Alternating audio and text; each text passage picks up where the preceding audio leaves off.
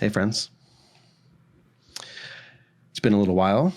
I'm coming back. There are multiple reasons why I want to bring the podcast back, but I would like to bring it back. And I also want to explain a bit about what's been going on with the podcast. There's been some really exciting stuff to some really disappointing stuff that's occurred. I want to tell you the story about that because it's been a bit of a journey. And also just want to let you know that we're going to be coming back and we're going to be better than ever. And I feel excited about this next chapter for the podcast. So I'll explain more about that, but let me tell you kind of what has happened. I have a notebook here. Look at how cute my little notebook is with my name on it. And in here I have kind of some relevant dates and things like that. The long and short of it is I thought that I was going to be selling my podcast. And when I say selling my podcast, what I mean is selling the rights to the content that I've created in the past and the rights to the name, the Hardcore Self-Help Podcast, moving forward. I was not going to be divorcing from the podcast. The idea was I was going to be essentially bought out, so paid for the content that exists, hired on continuing, and serving as sort of a creative director role for the podcast moving forward under a bigger umbrella with more resources. I am a one-man show. At the height of my empire, I have been like a, 2 or 3 person show. I've never had like a staff, never had, a really strong dedicated editor. I've had various assistants at different points. I had Danny who worked with me for quite a while and he was amazing. But I've never had the resources of a big podcast. And so the prospect of partnering or selling was very attractive. Basically, the way that I came into this is there's somebody that I used to not work with, but I used to serve on their board for a nonprofit. They introduced me to somebody from an organization that they're working for now. I'm not going to throw names out there, not the organization, not individual people, because I thought about it, right? I thought about just like being petty. I thought about being vindictive or just pissed off and sad. But that's not useful. So I was, contacted by a friend of mine who I used to, work with in that capacity on a nonprofit. They're now working for a larger organization within the mental health recovery space. And they're larger. They're, a startup may be a little bit misleading because they're a big company, but they definitely have that startup mentality, have raised funding, all that sort of stuff, right? And so as I was kind of transitioning out of doing the podcast regularly and looking for what the next version, what the next thing might be, this friend introduced me to somebody over there at this organization. And so we talked a couple times, just sort of like, hey, here's some ideas. Where are you at with, your journey? What's next for you? Stuff like that. And eventually the point came out that they wanted to potentially purchase the podcast. And so we went back and forth a few times. I, had a lot of questions. We clarified a lot of things, talked back and forth. This was about May 2025. So ongoing through that, just points that I had about, okay, do I keep my likeness rights? Do I have a role moving forward with the podcast?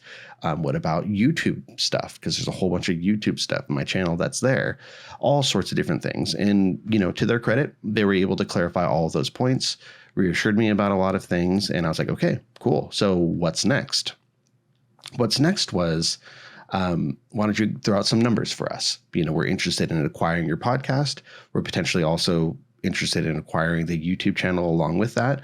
So throw out some numbers with and without that, and let's, move forward from there. So I spent some time putting together a proposal, and that took a while because it's really hard to evaluate a podcast, especially a podcast that has gone through different eras, that has so much of a backlog. I mean, hundreds and hundreds of episodes in the backlog that could be used in any sort of way, the prospect of the future, all sorts of different things. And so I did some research, talked to people trying to evaluate it, lots of advice from people in different sectors, from filmmaking to startups to healthcare to research, speakers, what have you.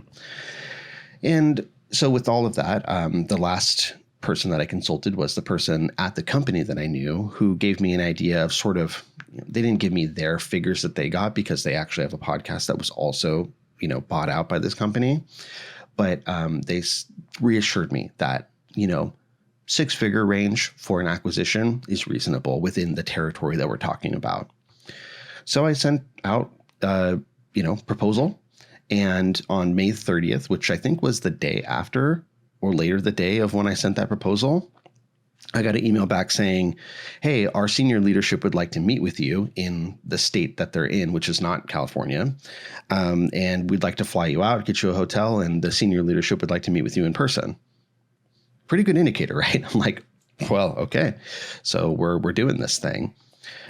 So it took a little while to get everything together, but they definitely held up their end of things. They flew me out there. They gave me a hotel close to their headquarters. It was June 30th that I flew out there. When I got there, it was pretty quick turnaround. I got there, an hour or two later, I was in their headquarters and I had meeting after meeting after meeting. I met with the founders of the company, the CEOs, met with, like their different C-suite, like their chief growth officer, their chief acquisitions person, their marketing person, this, that. It was probably 2, 4, 6 or so people that I had in like meetings. And then I also just met the whole staff, and the vibe there was very much like, hey, can't wait to work together. I met some people doing podcasts there right now and got to discuss sort of the resources they have, like a team dedicated to helping research guests, all of the filming, social, all that stuff sort of, really well taken care of, editing, et cetera, et cetera. So I was like, oh, this is amazing. It would be so great to be able to sort of be the talent and bring my expertise in without worrying so much about, just how much work it is to do all the minutia of this. And it was great. So we had all those meetings. Interestingly, during those meetings, we didn't really talk about a lot of specifics, but it was just a lot of vibes, getting to know the different people there, talking about, what I do and why, how I see things moving forward, all of this stuff. And so, it was very good feelings, and we met for, a few hours, and that was that. Later on, I had a dinner scheduled, with my friend and with, somebody else from the company. The CEO decided, hey, I want to come meet also for dinner. So, CEO came out, had dinner that night. Again, mostly just talking about stuff, vibes, etc. And it felt good. It felt very promising. The following day, I did an interview on one of their podcasts as a guest. So I was a guest on one of their podcasts, and that went very well. Whole production. There was cameras, a team, one person doing sound, one person doing video. It was great. It was a, good experience. And then came home, and I mentioned, that we didn't talk about any specifics, but there were people from the company that reassured me, oh yeah, we'll get to that for sure.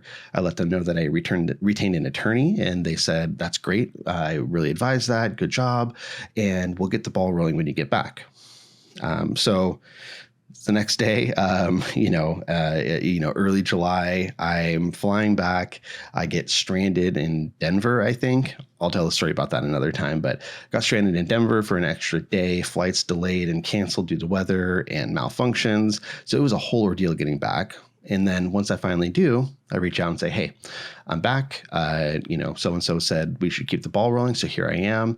Let me know what you want to do in terms of next steps. I have an attorney. We can start working these things out.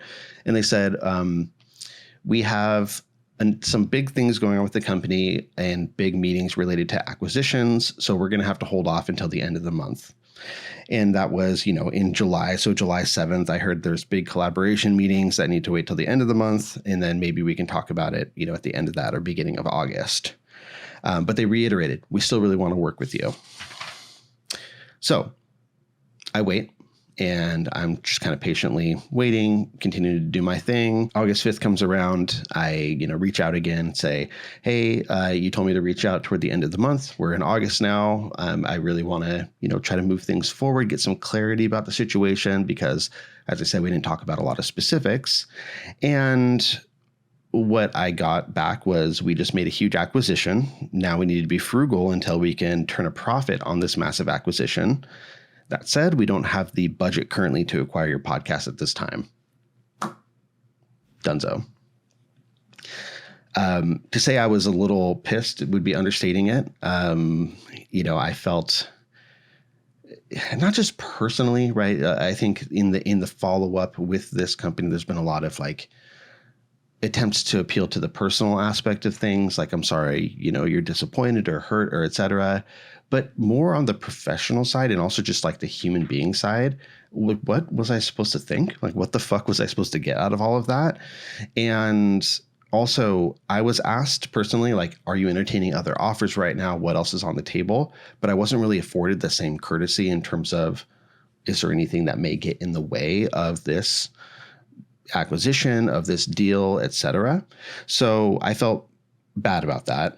And I also was very disappointed. You try not to get your hopes up when there's a potential investment or a potential thing that's going to change the way that your life is running, right? We were looking at not obviously starting to make changes already, but it's hard not to think of, okay, getting this decent acquisition, there's a chunk there. How could this chunk serve to, move life forward and feed back into the professional efforts, et cetera? And that, is gone now, completely out the window. So yeah, I'm very disappointed about it and let down. This has been something where I try not to get my hopes up because I've been let down a number of times in my career outside of like psychology specifically. In the field of neuropsychology, I've basically done mostly what I've wanted to. But when it comes to things that are more in the outside of clinical work, content creation, social media, podcasts, et cetera, there have been a lot of letdowns there, from startups that didn't go anywhere to companies. There was a high profile gaming company that said they were going to hire me and kind of just changed their mind. And that was another one back when I think I was still in internship, and that would have been life-changing if that were to come to fruition. So there have been 3 or 4 times when I've been really excited and let down. And so this is feeling very much like that. And I'm sad about it, if you can't tell. Now, to the company's credit, they did offer compensation. They offered to pay me for, helping with the legal fees and sort of an honorarium for appearing on a podcast there, traveling, all of that stuff, which I appreciate. I have not taken them up on it because it sort of drops in the bucket compared to what we were talking about. I'm not sure what I'll do about that moving forward. I haven't made a decision necessarily, but that's nice in terms of a gesture. There's also, the possibility of collaborating, which at this point I'm not really interested in. I feel like my perception of the organization as sort of a people first organization is a little soured. So I don't know about that. So yeah, that's where I'm at with this. And I've taken a little while to kind of lick my wounds and think about what I want to do next. And so let's talk about that. Let's talk a little bit about what's next for the Hardcore Self-Help podcast. One thing that I want to say is that I'm still definitely open to strategic partnerships like what I was describing. I have been led on so many times that I'm not getting my hopes up, and I know that something's not just going to fall into my lap that's just amazing and the exact thing that I was looking for. But I am still open to that idea. I don't want to lose the podcast. I don't want to be completely separated from it. But if there is an umbrella that is a good fit and is willing to work with me in the way that I want to, I'll definitely entertain that still. So who knows, for the future. But for now, the podcast is coming back. When it comes to how I want to do the podcast, I want to lean heavily into interviews. I think I will probably do still some Q&A or deep dives as they come up, but not just answering kind of the basic questions, because honestly right now, not only in terms of the internet, but also the rise of AI, information is there. You can find information. You can even have AI generate a podcast for you to disseminate information. Literally, I do this all the time. I say, okay, ChatGPT, deep dive into this topic. Okay, now let's put that into Google LM. And then that will be a podcast that I listen to on my way to work. And I learn all about whatever the hell I want to, right? So information is there. That's not rare. What is rare is the ability to connect with another human, to hear their story and hear the nuance of how their story relates to what they're doing and what they would like to be doing and all of that, just that deep human experience. one of my greatest skills, I think, as a podcaster is in interviewing. I'm not the best editor. I'm not the best producer. I'm not the best creator of branding and graphics, even speaking. Like, I'm not the best public speaker. I'm very good at interviewing, I think. I've had a lot of interviews with people like Seth Godin or others where their fans say, wow, you drew out things from them that I've never heard before. And I love that. That's candy to me. So I really want to focus heavily on interviews. Interestingly, one of the first interviews I do for this next phase is probably going to be somebody that I met while traveling to this whole fiasco that I talked about. So stay tuned for that. But when it comes to Q&As or deep dives, that's going to be less common. And that's going to be when there's something that emerges that I really want to talk about. On my Substack, I've been doing a lot of posts, and even on YouTube, things like new treatments for Alzheimer's disease or potential treatments for Alzheimer's disease, and other deep dives into things that are not just easily Googleable. So I'll probably include those on the podcast as well. But yeah, I'm excited. This is something that I've always been passionate about, and obviously there have been ups and downs. But this is my baby. This is what I can do. This is what I can scale. In addition to the interviews with people that are, say, influencers or experts in the field, celebrities, what have you, I think I also want to get back into interviewing people that are just people that have been through stuff, people that have experienced things. Like in the past, I interviewed somebody who went through ECT, not a influencer of any type, but somebody who actually lived that experience. And I think I want some more of that to add personal color to the stories that I'm sharing. As always, I want to put an emphasis on talking to people that are different from me so that I can give them the mic and have them share, right? So amplifying voices that I think need to be heard, because I'm just another white dude with a podcast and I could ramble forever about things, and who cares? So I want to take my skills and help enhance other people's stories with that. So I'm going to be rebranding. I'm going to be uploading some new stuff to refresh the image of the podcast. So please feel free to share that when you see it and give me any feedback if you haven't. Where I'm at right now is I'm finishing up the kind of rebrand in terms of new album art, so to speak, for the podcast. I just finished recording the audiobook for my bipolar book, Bipolar Answers. I'm going to be moving into the editing phase for that, but that has been taking over my office. If you're watching the video, I've had a setup with like a little frame and heavy blankets and just the jankiest little audiobook setup that worked fine, but it's been taking up a lot of space. So that's gone now.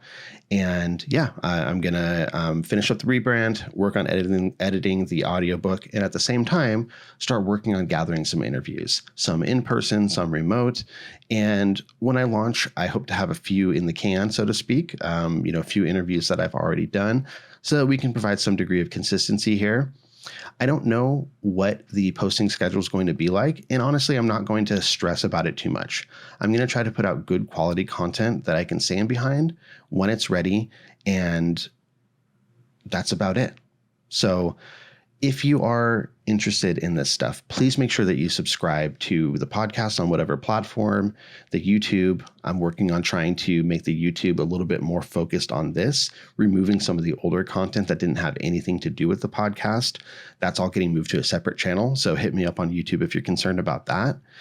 And yeah, let's relaunch this bitch, like a phoenix from the ashes. I'm showing you my phoenix tattoo on the video. Let's rise. Thank you guys. I appreciate you. In the meantime, before you hear more from me on the podcast, make sure to go check out my Substack. Make sure you go check out the website. If you go to duffthepsych.com, it's all there. I appreciate you, and I'll talk to you soon. Bye.